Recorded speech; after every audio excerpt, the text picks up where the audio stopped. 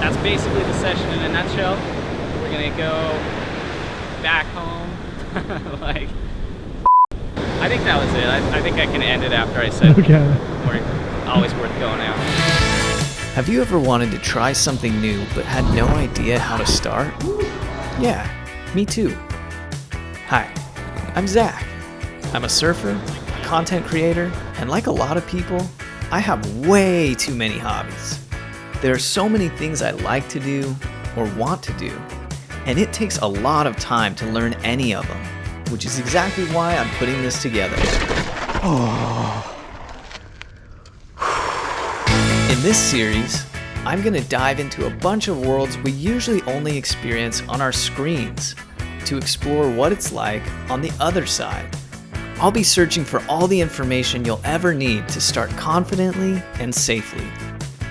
Some things I'm good at, and others I'm brand new. And hey, if I can do it, then so can you. It's time to get back outside and learn to have the fun you've been waiting to try. This is Outdoorsman.